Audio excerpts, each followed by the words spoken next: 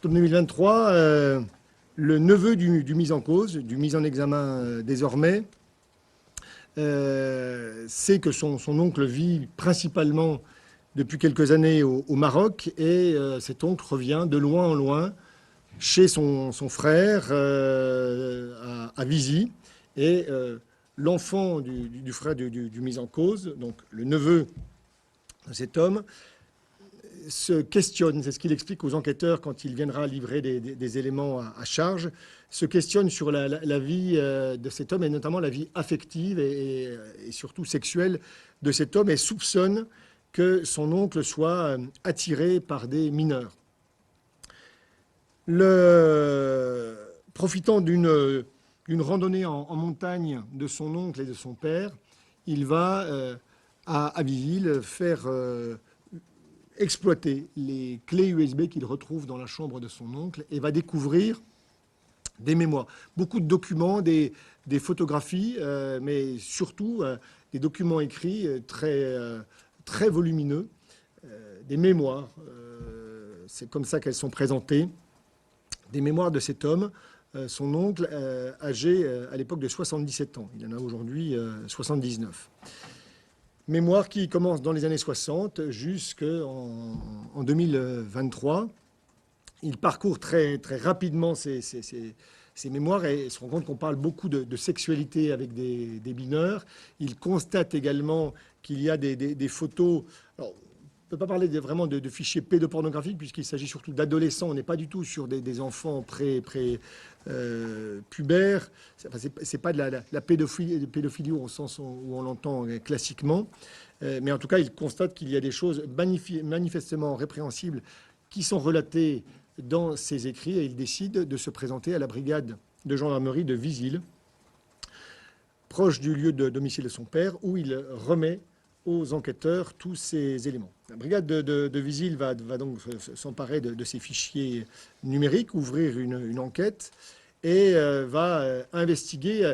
Travail très long puisque c'est divisé en tomes, il y a 15 tomes, c'est vraiment une matière très dense. Et les enquêteurs vont devoir lire la totalité de ces écrits et vont recenser 89 mineurs, l'évocation de 89 mineurs. Les premiers faits remontent à 1967, les derniers faits remontent à 2022. Il s'agit essentiellement d'évocations de rapports sexuels avec des mineurs de 13 à 17 ans. Cet homme, pour comprendre un petit peu qui il est et quel est son parcours, est un homme donc, qui est Jacques Leveugle, puisque je vais donner son nom, je le fais exceptionnellement lors des points presse, mais aujourd'hui, il faut que ce nom soit connu ça sera le sens de l'appel à témoins que lancera tout à l'heure le colonel, que je n'ai pas présenté effectivement de toutes mes excuses, colonel Procédès, qui est donc le colonel commandant à la section de recherche de Grenoble. Ce nom doit être connu parce que l'objectif est de permettre à d'éventuelles victimes de se manifester. Cet homme, né à Annecy en 1946, a fait des études. C'est un intellectuel, mais qui n'est jamais allé au bout de ses projets. Il a fait une prépa à lettres, Hippocagne-Cagne, mais il n'est pas allé au terme de cette prépa. Il voulait devenir professeur, mais il n'a jamais obtenu de titre officiel d'enseignant. Il a fait une formation d'éducateur spécialisé, mais qu'il n'a pas véritablement amené à terme. Il a fait une formation d'infirmier qu'il n'a pas véritablement amené à terme. Et il n'a cessé, depuis les années 60, d'être enseignant à l'étranger principalement, avec un niveau d'études sans forcément avoir de diplôme d'enseignant, en Algérie, et il a parcouru plusieurs pays ensuite. Il a encadré beaucoup de camps de jeunesse, notamment d'activités sportives, de canyoning, de spéléologie. Il a encadré des séjours éducatifs d'enfants délinquants en Allemagne. Il a été beaucoup dans le soutien éducatif scolaire. Il était éducateur dans une maison d'enfants à Bogota. Il a vraiment sillonné le monde entre le milieu des années 60 et le milieu des années 2020. Concrètement, il y a 8 pays qui sont, au-delà de la France, qui sont référencés dans ces mémoires. En Europe, la Suisse, l'Allemagne à titre principal, un tout petit peu le Portugal, mais principalement la Suisse et l'Allemagne. En Afrique, le Maroc, l'Algérie et le Niger. En Asie, les Philippines et le sud de l'Inde. Et puis en Océanie, c'est une terre française, mais en Nouvelle-Calédonie. Et puis en Amérique du Sud, en Colombie. Il a donc parcouru ces différents pays et dans chacun de ces lieux où il va s'installer pour faire du soutien scolaire, être enseignant, il va rencontrer des jeunes et il va avoir des relations sexuelles avec ces jeunes. C'est en tout cas ce qu'il consigne dans ses mémoires, ce qui a d'ailleurs amené les enquêteurs dans un premier temps à considérer qu'il y avait une part de mythomanie, mais les auditions, et j'y reviendrai, qui ont suivi, ont amené Jacques Leveugle à confirmer que ce qu'il écrivait dans ses mémoires était l'expression de la réalité de ce qu'il avait vécu. Alors, comment il explique cet attrait pour les adolescents? Dans ses mémoires, il explique qu'en 1964, il a 18 ans. Je cite là ses écrits, « Rien que l'idée de l'homosexualité avec un homme me dégoûte prodigieusement. » Donc, ce n'est pas quelqu'un qui, a priori, a eu des relations sexuelles avec des hommes. Mais voilà ce qu'il poursuit. « Depuis longtemps, je connais ma nature particulière qui me fait m'attacher brusquement à un garçon au seuil de la puberté et à me détacher de lui ensuite lorsqu'il devient un homme. » Il se décrit dans ses mémoires comme un gentleman boy lover, évoquant des vieux démons qui le poussent à agir ainsi. Il poursuit, on confond allègrement pédérastie et pédophilie. Il se dit donc pédéraste. Un pédéraste peut apporter quelque chose d'important à l'humanité. Et il cite les auteurs Gide et Monterland qui, quand ils se promenaient au Maroc, consommaient du jeûne en ayant des aventures sans lendemain. Poursuit encore, décrivant sa façon d'agir, passe par une séduction intellectuelle du mineur. Et du côté sexuel, l'approche se fait ensuite par le rire. Je me mets au niveau de l'enfant. Je privilégie d'abord les caresses. Il poursuit à ses yeux, un adolescent est majeur sexuellement. Prenons l'exemple des Grecs où les hommes adultes adoptaient un jeune homme pour l'éduquer intellectuellement et sexuellement. Et il est certain que les mineurs, enfin certains d'entre eux qui ont été entendus après avoir été identifiés, admettent que cet homme a passé beaucoup de temps. Il y a eu des abus sexuels, mais il y avait aussi du temps qu'il passait pour leur apprendre des langues étrangères, pour les éveiller à la culture, à l'architecture, etc. On est sur un personnage particulièrement complexe. Il reprend dans ses mémoires ce terme de boy lover. C'est plus joli, dit-il, que pédéraste, mon orientation sexuelle. Cette orientation, c'est les garçons de 13 à 17 ans. Poursuivant, j'ai la même sexualité qu'à 14 ans. Pour parler crûment, je n'ai jamais dépassé le stade de la masturbation. C'est ce qu'il écrit en disant, voilà, j'ai pris conscience de la gravité des faits seulement durant ma garde à vue. Je n'avais pas conscience de la contrainte morale qui pouvait être imposée à ces mineurs. Ce travail donc d'exploitation des mémoires va être mené pendant plusieurs mois par la brigade de Visy, avec un enquêteur tout particulièrement qui a consacré un temps absolument considérable à l'exploitation de ces mémoires. Et en février 2024, Monsieur Leveugle a été interpellé, placé en garde à vue, a admis à cette occasion que ces mémoires étaient, je l'ai dit, l'expression de la réalité. Il a été mis en examen donc sous les qualifications d'agression sexuelle et de viol aggravé par la minorité de moins de 15 ans de certains des mineurs, et agression sexuelle également sur mineurs de moins de 15 ans. Dans ses mémoires, il évoquait au-delà donc de cette pluralité de mineurs, 89 mineurs qui sont cités, avoir volontairement donné la mort à 2 personnes. Sa mère, d'abord, décrivant qu'elle était en 1974 phase terminale de cancer à Maison Lafitte. Il vivait en Algérie à ce moment-là et il revenait et que lors de ses séjours au chevet de sa mère, la constatant particulièrement affaiblie, il a décidé d'abréger ses souffrances et il l'a étouffée avec un coussin. Nous sommes en 1974. Et puis un fait plus récent, en 1992, parlant de sa tante, la sœur de sa mère, Madame Charlotte Vaucher, ressortissante franco-suisse, qui vivait en Suisse, dans le canton de Berne, banlieue de Bienne. Femme à laquelle il écrit dans ses mémoires, et il l'a confirmé en audition, à laquelle il était très, très lié, parce que c'était une femme célibataire sans enfant qui a consacré beaucoup de temps à ses neveux, et notamment à Monsieur Leveugle, les initiant à la montagne, à la nature. Et il vivait à ce moment-là, en 1992, dans les Cévennes. Elle vivait à Bienne. Elle ne souffrait pas de maladie grave, mais elle était âgée, elle avait 92 ans.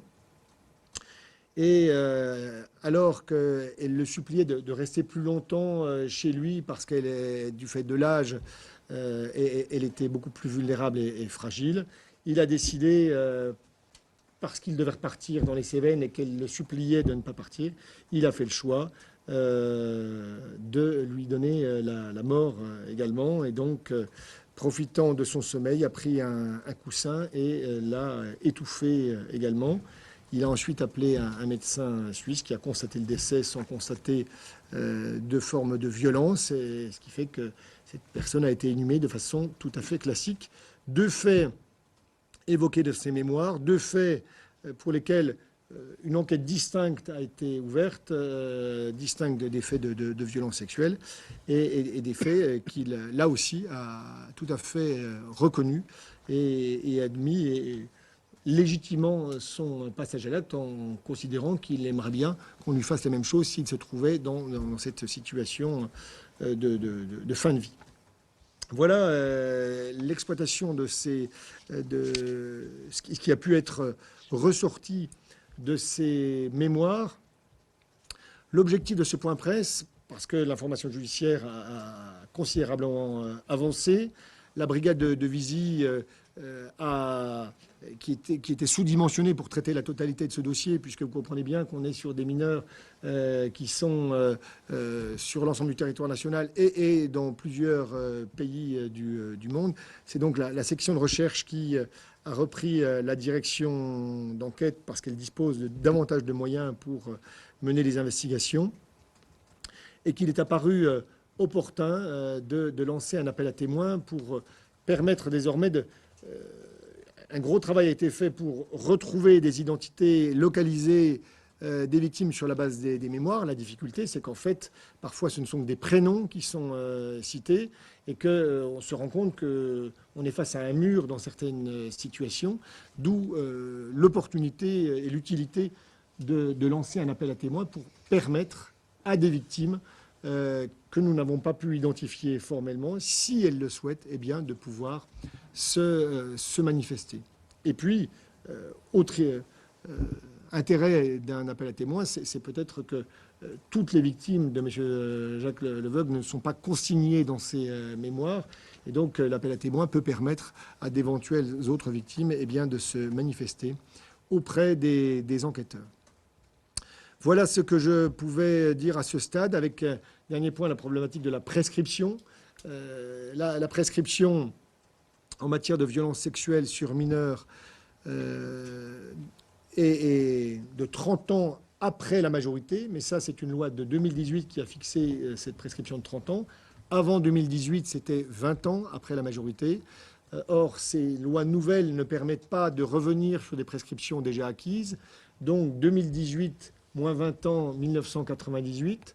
avec des mineurs, si on considère qu'il avait 13 ans, on n'a pas identifié de jeunes de moins de 13 ans qui aient pu être victimes, on peut remonter jusqu'à 1998-5 jusqu'à 1993. Avant 1993, les faits sont a priori prescrits, mais il n'empêche qu'il est tout à fait intéressant, si des victimes pour des faits antérieurs à 93 qui souhaitent évoquer ce qui s'est passé, de se manifester, parce que pour avoir une compréhension de la globalité des faits susceptibles d'avoir été commis par cet homme, qui sont vraiment reconnus aujourd'hui par lui, en tout cas pour ceux dont les noms sont consignés dans les mémoires, même si les faits sont prescrits, il est tout à fait utile et pertinent de pouvoir entendre les victimes pour des faits plus anciens. Voilà ce que je voulais évoquer. Je laisse la parole puisque le colonel, en commandant la section de recherche, exécute une commission rogatoire du magistrat instructeur. Merci, monsieur le procureur. Ouais. Décalez-vous. Voilà. Merci, monsieur le procureur. Je prends la parole, comme monsieur Manteau l'a exposé, pour lancer un appel à témoins. Comme il l'a expliqué, l'enquête est déjà bien entamée. On a beaucoup d'investigations qui ont été lancées, que ce soit sur le territoire national, outre-mer ou concernant des victimes qui résident à l'étranger. À ce stade-là, ce que l'on souhaite faire, c'est lancer un appel à témoins pour plusieurs raisons. D'une part, comme M. Manteau l'a expliqué, c'est déjà donner la parole aux victimes. Alors les victimes, bien entendu, pour beaucoup d'entre elles, elles sont contenues dans les mémoires de M. Leveugle. Et on a pu les identifier pour une bonne partie. Beaucoup ont été contactés, puisqu'on a à peu près une centaine d'auditions. La plupart d'entre elles, effectivement, étaient sur des faits qu'elles ont conscientisés à l'époque des faits, même s'ils étaient très jeunes. Comme la plupart des victimes de ce type de faits, elles ont vécu avec, certaines n'en parlant à personne, d'autres l'évoquant. La plupart, en tout état de cause, ont souhaité déposer plainte, même si certaines ont souhaité effectivement ne pas donner suite à nos auditions. Mais bon, en tout état de cause, il y a des personnes qui étaient conscientes d'avoir subi ce type de fait, mais qui n'en avaient jamais parlé. Donc on a pas mal de plaignants. On a encore des personnes qu'on ne connaît que par leur surnom ou par leur prénom. C'est majoritairement les victimes des faits les plus anciens, alors, notamment les faits qui ont été commis en Nouvelle-Calédonie entre 83 et 85.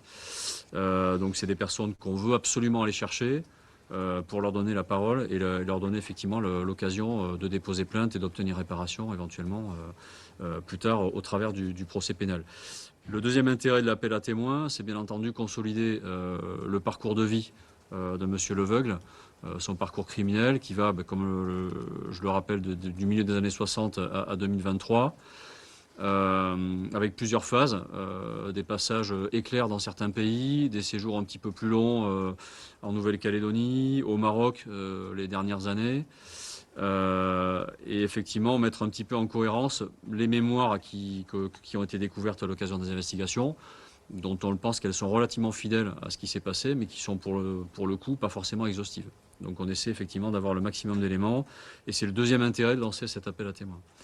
Et bien entendu, le dernier intérêt, c'est, comme l'a rappelé monsieur le procureur, pour l'instant on est éminemment sur un parcours criminel individuel, mais c'est savoir effectivement si, de par la longévité de ce parcours, de par effectivement la multitude de structures associatives, périscolaires que M. Leveugle a pu investir, si à un moment donné il n'a pas pu bénéficier de complicité ou de personnes qui auraient agi en sa compagnie sur le même type d'acte.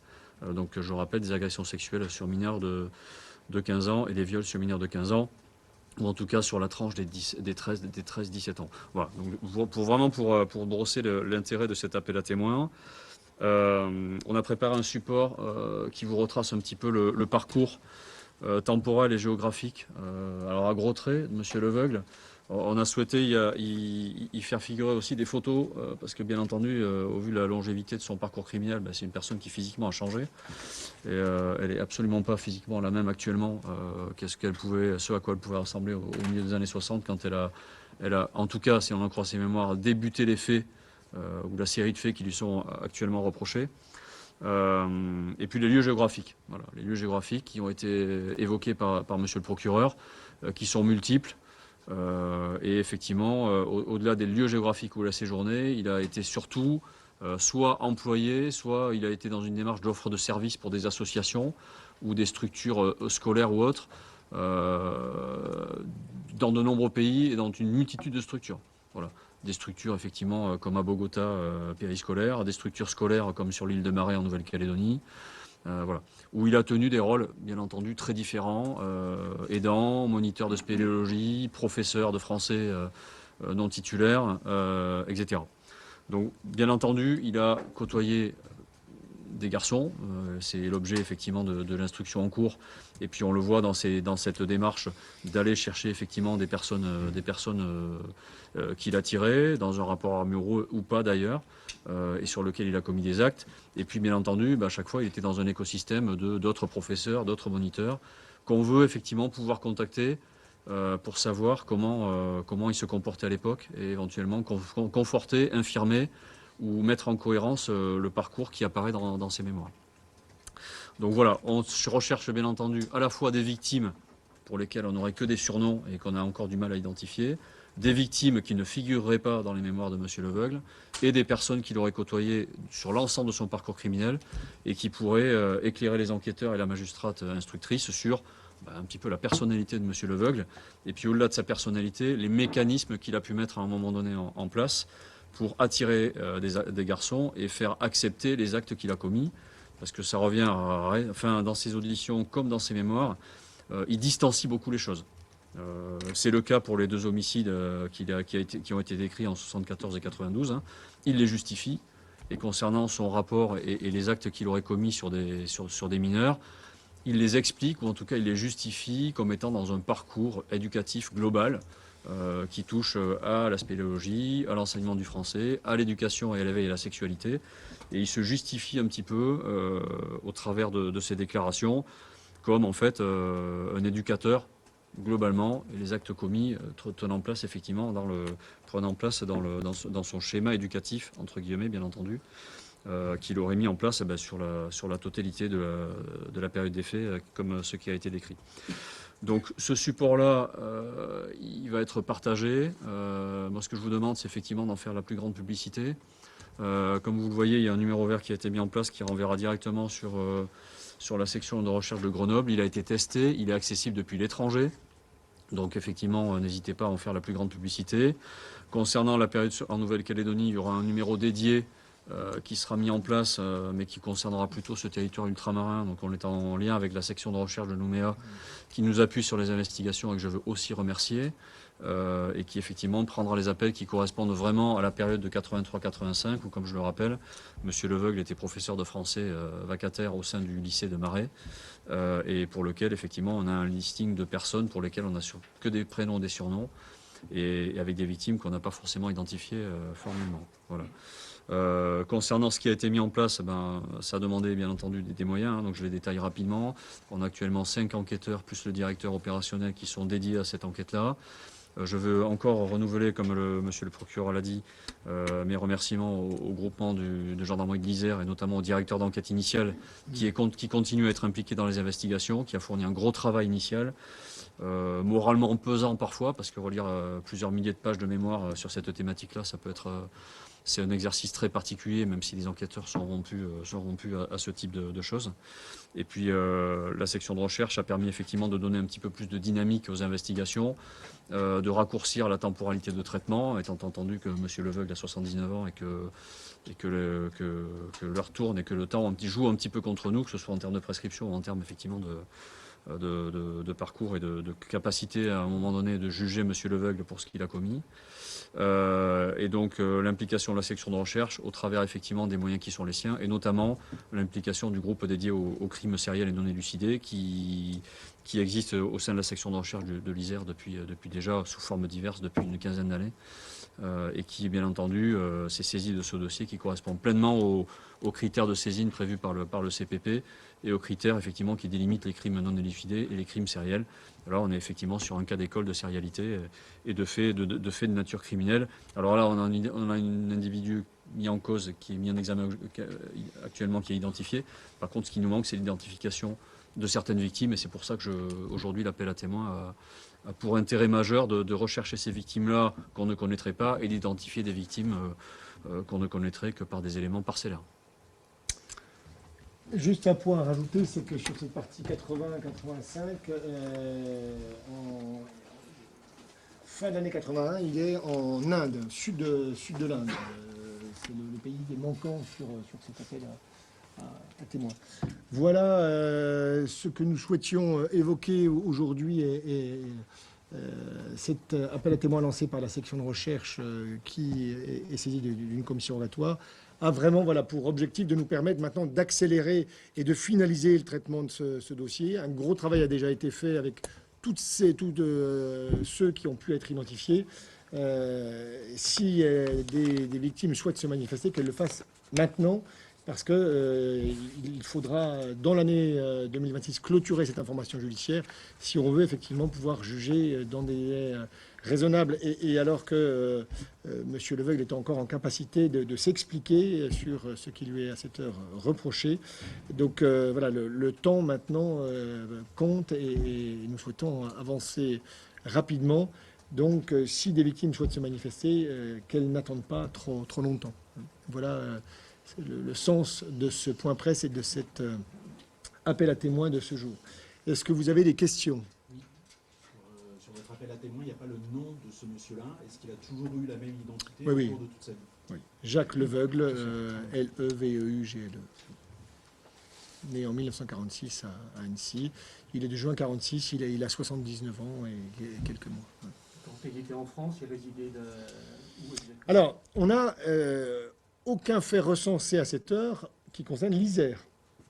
Mais ce qui fonde la compétence de la juridiction grenobloise, c'est le lieu de son interpellation et le lieu où étaient détenus ces documents à charge, ces clés USB. Mais en tout cas, il n'a pas véritablement vécu en Isère. Et donc, à cette heure, en tout cas, on n'a aucune victime recensée en Isère.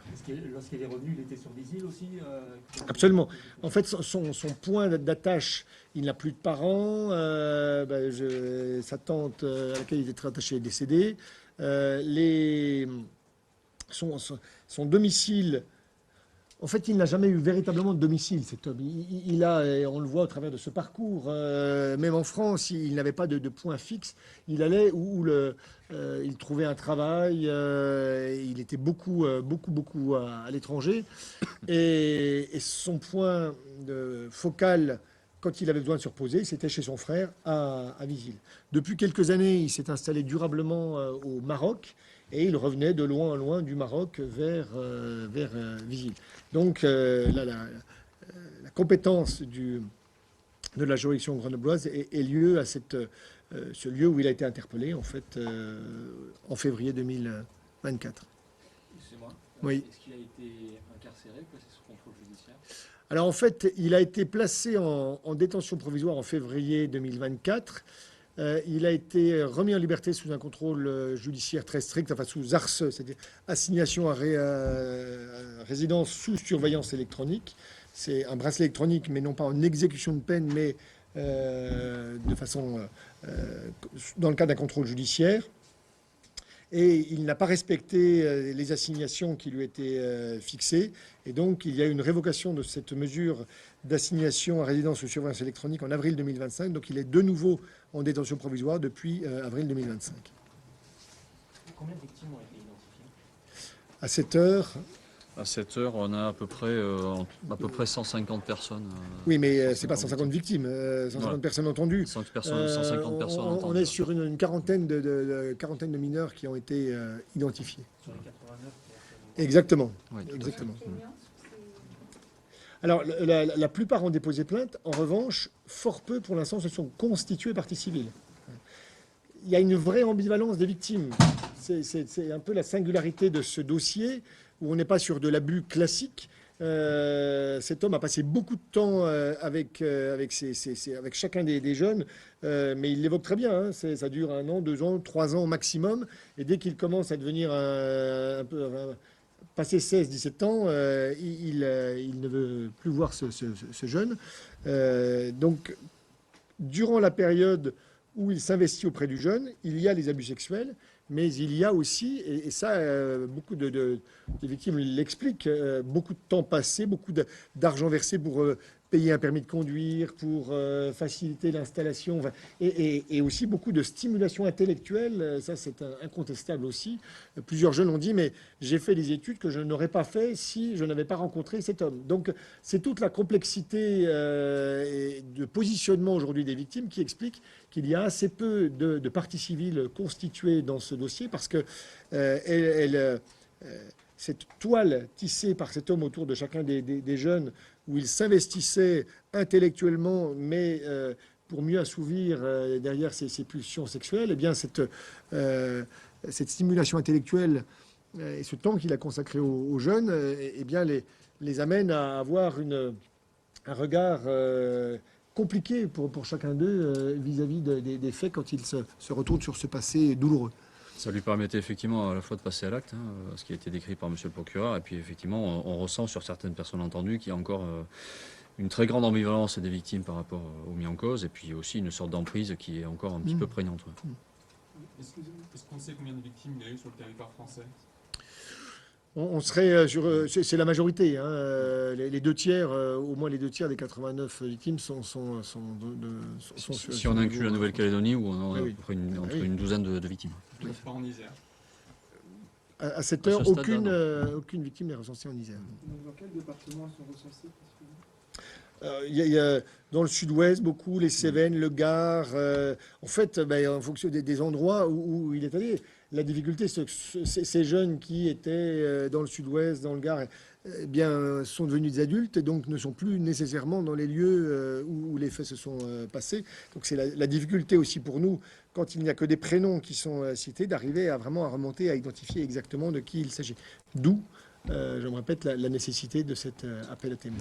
Et au niveau de son casier judiciaire, Non, c'est un homme qui n'avait pas d'antécédents judiciaires jusque-là. Il n'y a jamais eu la moindre plainte sur ces années. Non. Vous avez dit qu'il a pris conscience au moment de sa garde à vue, c'est ce qu'il dit. Ça dirait qu'il était dans une forme de déni.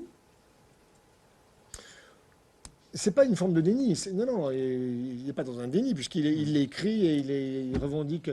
Mais en tout cas, dans ses mémoires, il se complaît. Il est dans la justification permanente de la légitimité de ses actes, voilà, en se voyant comme un grec antique et formant des jeunes effets. Mais ses écrits, c'est vraiment une justification de ses actes. Il dit quelle est la part de sincérité, ça, eh bien, on le verra à l'audience. Aujourd'hui, avoir pris conscience que tout ça, qu'il y avait une emprise morale, est-ce qu'il est vraiment sincère? J'ai peine à la je ne le sais pas à cette heure. En tout cas, on est dans un homme qui, dans ses mémoires, est dans une totale justification de la légitimité de ses actes et du bien-être de l'éducation sexuelle et au-delà de l'apprentissage de langue étrangère, du français, il a découvert de l'architecture.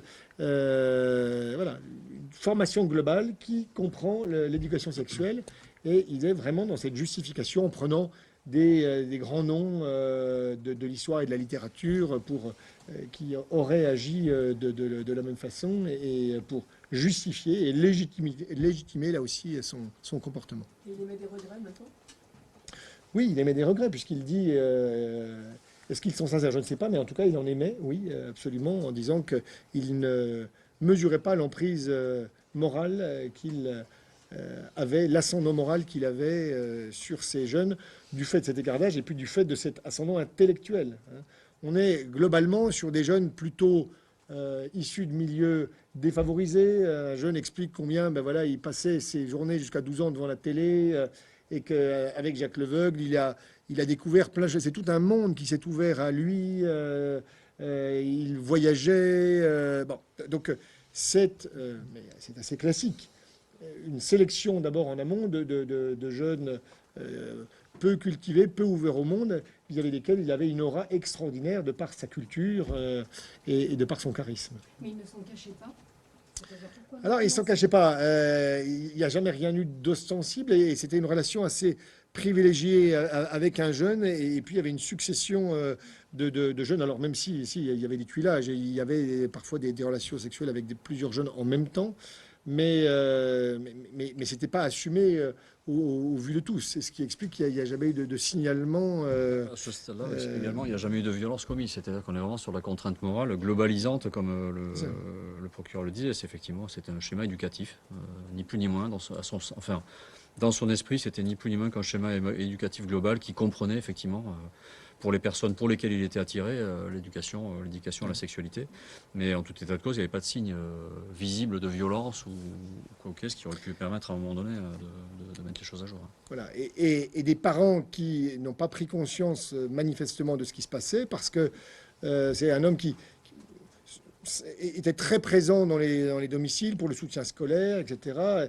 Et qui, j'insiste, dès lors qu'il avait cette aura intellectuelle, impressionnait ces familles, lesquelles avaient beaucoup de gratitude qu'il passe du temps à éveiller, stimuler intellectuellement leurs enfants. Donc beaucoup de familles qui n'ont pas pris conscience que au-delà de ces activités de soutien scolaire, de formation, de spéléologie, etc., il y avait malheureusement aussi des abus sexuels.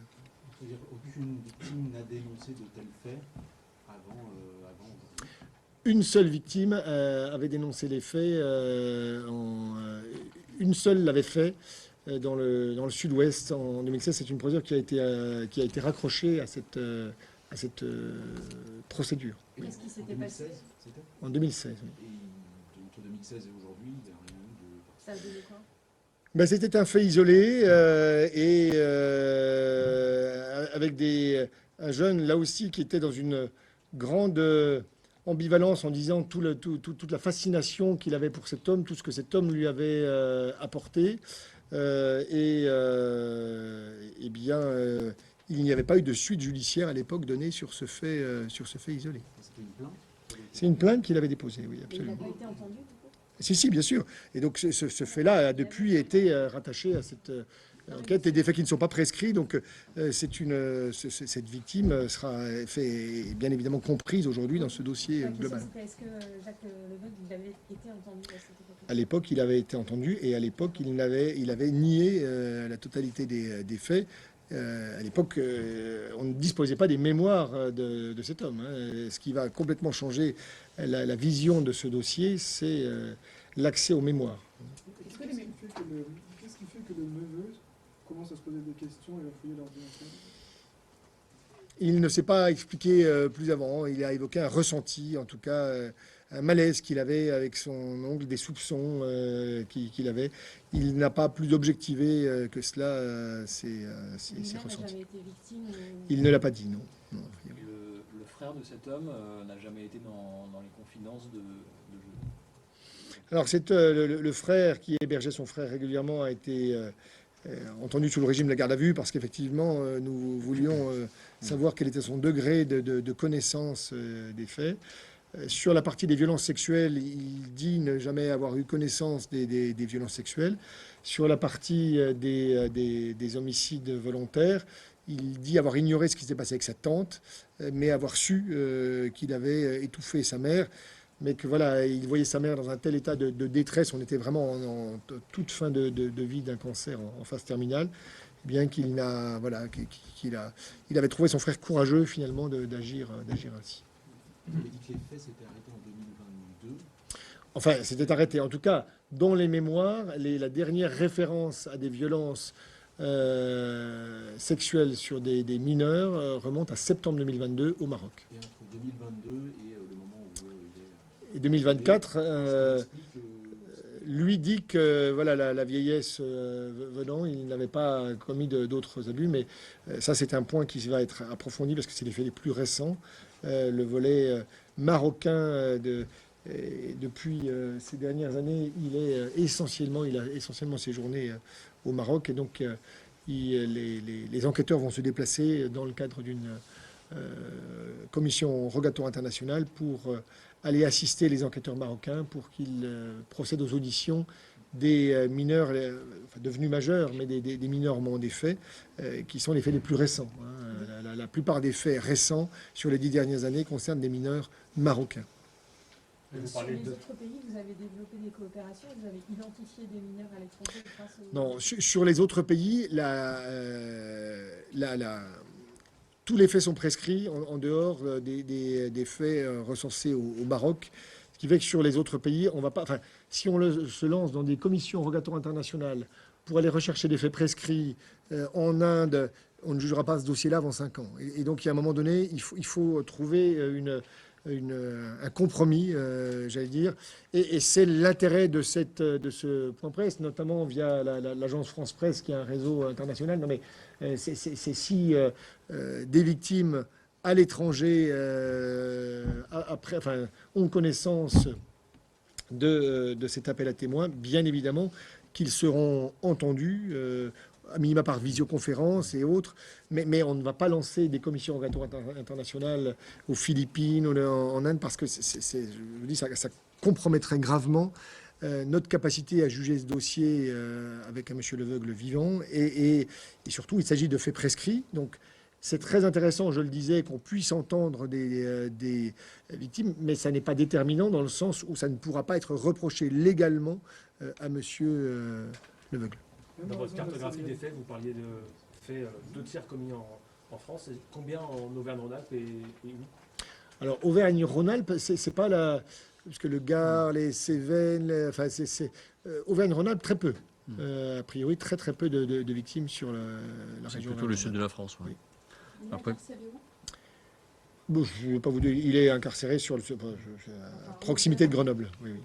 Après, pour certaines victimes, notamment en Allemagne et en Suisse, il y en a certaines qui ont territoire national qu'on a convoqué, et pour le coup, les enquêteurs se sont déplacés au plus près de la frontière pour pouvoir les entendre, donc c'est des auditions qui sont prises. Comme le disait monsieur le procureur, beaucoup de faits sont prescrits, mais au-delà effectivement de la prescription, ça permet de donner de la cohérence. Et la visioconférence est possible. Hein. On peut entendre des victimes qui seraient aux Philippines ou qui seraient en Amérique du Sud, en Colombie notamment. C'est tout à fait possible de les entendre par visioconférence. Oui. Les premiers faits, c'est 1965 ou 1967? 67. En tout cas, dans les mémoires, il évoque les premiers émois en étant couché avec un mineur et en commençant à caresser le sexe d'un mineur. C'est les premières références que l'on a. Après sa référence 1964, où il dit son dégoût de l'homosexualité et d'une relation avec un homme adulte. Est-ce que M. Leveugle n'a jamais été marié ou quoi que ce soit? Non, il fait également état de son dégoût de l'hétérosexualité. Donc non, il ne lui est pas connu de relations sexuelles féminines. Il lui dit, je n'ai jamais dépassé le stade de la masturbation, pourtant dans les... C'est ce qu'il évoque, mais alors, Parce que ne sont pas décrits des rapports sexuels complets. Globalement, et c'est ce que décrivent toutes les victimes, on est sur des relations de masturbation et de fellation. C'est global. L'immense majorité des faits qui sont décrits sont des rapports de masturbation et de fellation. Est-ce que les mémoires ont déjà été lues par un professionnel, type psychologue, psychiatre, et si oui, avec quel un peu... Oui, alors ça c'est un domaine mais qui est en cours. Là, les psychologues et expertises psychologiques, psychiatriques, effectivement, pour essayer de mieux cerner la personnalité, mais les rapports ne sont pas rentrés. Sur les écrits uniquement pour l'instant. C'est ça, sur les Ah ben non, et sur les écrits, et sur l'homme, bien sûr, une expertise. Ces mémoires, elles sont uniquement numériques, c'est-à-dire qu'ils les écrivent. Elles sont uniquement numériques, absolument. Il a mis au journal plutôt dans sa vie, il a recopié de manière numérique. Alors il prenait des notes qu'il a compilées plutôt tardivement pour en faire vraiment des mémoires, mais en fait il y a les mémoires, il y a quelques notes un petit peu éparses, mais il a mis ça en cohérence relativement tard, mais en tout état de cause il n'y a pas eu de... Est-ce qu'il y a des victimes très récentes? 2022, septembre 2022, Juste pour la qualification des faits, au Maroc. c'est le viol, ça correspond aux fellations. Absolument. Il n'y a que les garçons. Hein, il faut bien comprendre, au niveau légal, d'ailleurs, les fellations, à la fois que le mineur fasse des fellations et que M. Leveugle fasse des fellations aux mineurs, quand l'agresseur fait une fellation, il y avait un débat juridique sur est-ce qu'il s'agit d'un acte de pénétration sexuelle. Les choses sont claires, tant au niveau de la jurisprudence aujourd'hui que de la loi. C'est considéré comme un viol également. Donc, ce qui permet de retenir la globalité de ces faits sous la qualification juridique de viol. Il y a les mémoires et sa parole, où il peut y avoir mensonge ou tromperie. Qu'est-ce qui a permis de corroborer tous ces faits-là? C'est l'audition, notamment de certaines victimes. Bien sûr, oui. Et de voir que... alors d'abord, son audition à lui, où il assume ses écrits, mais ça, effectivement, il pouvait être encore dimension un peu histrionique, mais c'est surtout effectivement les auditions des victimes et puis les témoins, où tout apparaît très, très, très cohérent. Non, c'est quelqu'un qui a une très bonne mémoire, qui écrit bien, quelqu'un qui intellectuellement cette aura et ce charisme qui était le sien, qu'il a malheureusement mis au service d'une cause épouvantable, mais c'est quelqu'un de plutôt intelligent, et donc ses mémoires sont très, très précises, et tout ce qui a été recueilli a posteriori par les enquêteurs vient corroborer ses écrits, et donc vient confirmer que c'est l'exact reflet de la réalité. Voilà, une dernière question. Est-ce qu'il a évoqué le but de ses mémoires, justement? Pourquoi est-ce qu'il a compilé? Non, il a simplement évoqué récemment devant le juge d'instruction qu'il n'écrira plus ses mémoires pour la suite. Voilà, parce qu'il réalise qu'effectivement, ça s'est avéré plutôt incriminant. Voilà, merci à vous. Ça a été arrêté en 2024. Pourquoi le point de presse maintenant en 2026? Ben parce qu'on était sur un dossier un peu singulier. On voulait d'abord s'assurer de la véracité des faits. Alors vous allez me dire que tout ça a pris beaucoup de temps. Oui, sauf que c'est un travail ça a été un travail vraiment très, très long, et on pensait qu'on arriverait en interne à identifier toutes les victimes. Et en fait, on se rend compte là qu'on est sur j'ai évoqué un mur, mais oui, avec certains noms, prénoms uniquement qui apparaissent 40 ans, il y a 40 ans de cela. Avec le magistrat instructeur, on est arrivé à la conclusion qu'en fait, il fallait maintenant se dire, on se donne encore quelques mois pour répondre aux appels, mais on ne peut pas indéfiniment continuer à chercher, parce que, j'insiste, on a ce temps de l'instruction qui doit rester dans des délais raisonnables. Alors pourquoi pas avoir fait l'appel à témoins plus tôt?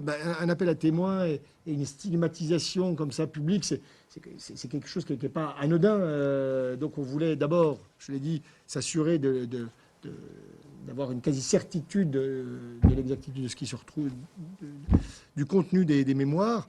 Et puis voilà, j'aurais préféré éviter cet appel à témoins qui est quand même un moment un peu particulier où on cloue au pilori médiatique quelqu'un. Mais là, c'est apparu indispensable pour pouvoir permettre à des victimes qui n'ont pas pu être identifiées et qui n'allaient pas être entendues de pouvoir se manifester si elles le souhaitent.